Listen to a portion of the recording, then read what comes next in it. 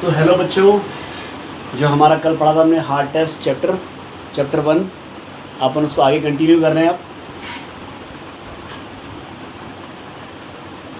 अब हम जो उसका नेक्स्ट पैरा है पेज नंबर 6 पे, इस पैरा से हम इसको आगे कंटिन्यू पढ़ेंगे। आपको भी जैसे कल पढ़ा आप लोगों ने, ऐसे उसको आपको भी पढ़ना है, घर पे रीड आउट करना है और मोबाइल ऐप के थ्रू भी इसको रीड आउट करना है। ठीक है। नाउ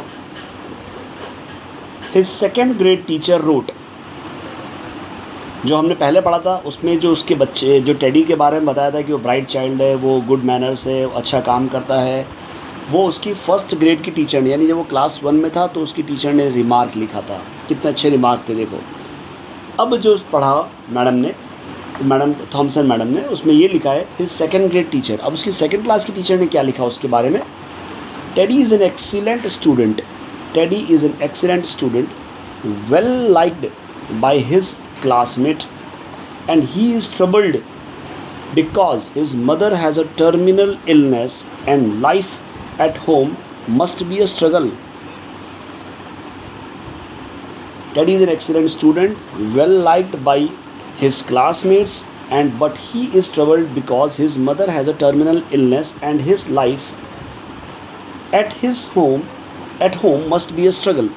इसका मतलब ये हुआ कि मैडम ने सेकंड ग्रेड की क्लास की मैडम ने टेडी के बारे में क्या लिखा कि टेडी एक एक्सीलेंट बच्चा है, उसको उसके क्लासमेट बहुत पसंद करते हैं, लेकिन उसको घर पे उसकी मदर की कुछ बीमारी है, कुछ गंभीर बीमारी है, मदर की इलनेस है, और इसीलिए घर पे शायद वो परेशान रहता होगा, घर पे उसकी एक स्ट्रगल चल रही है। उसकी थर्ड क्लास की टीचर ने टेडी के बारे में क्या लिखा? His third grade teacher wrote his mother's death has been hard on him. His mother's death has been hard on him. He tries to do his best, but his father does not show much interest in his home life and will soon affect him if some steps are not taken. मैं इसको वापस से पढ़ता हूँ। His third grade teacher wrote, his mother's death has been hard around him. इसका मतलब ये हुआ कि उसकी जो मदर थी, टेडी की मदर की डेथ हो गई है ना, वो डेथ हो गई थी, वो मर गई थी, तो शायद इसलिए वो बहुत अपसेट है, बहुत बुरा लग रहा है उसको।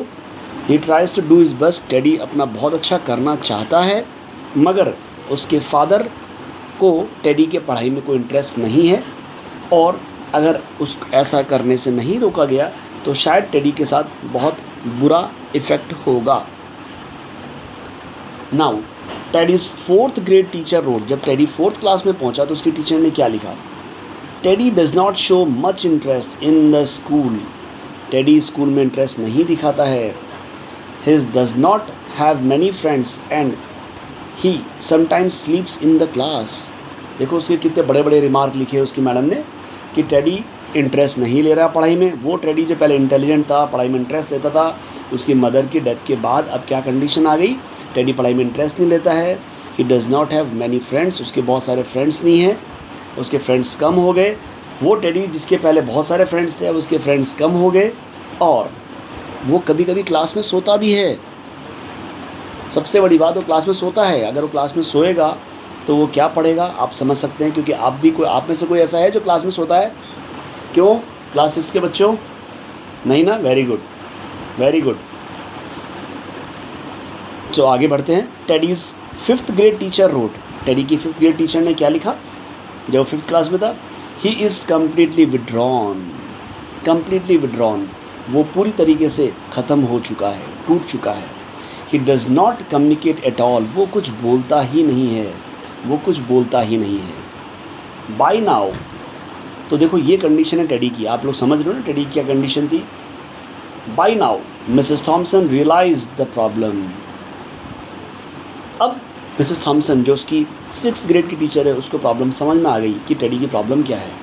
And she was ashamed of her self, और उसको उस थॉमसन मैडम को अपने ऊपर बड़ा शर्म आई, शर्म आई।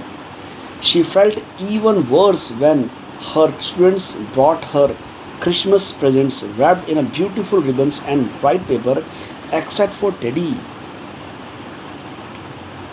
जब उसको इस बात को बहुत बुरा भी लगा कि क्रिसमस के दिन बच्चों ने मैडम के लिए, थॉमसन मैडम के लिए अच्छे अच्छे गिफ्ट लाए, अच्छे अच्छे कलरफुल पेपर्स में रैप करके गिफ्ट लाए, लेकिन थॉमसन नहीं लाया.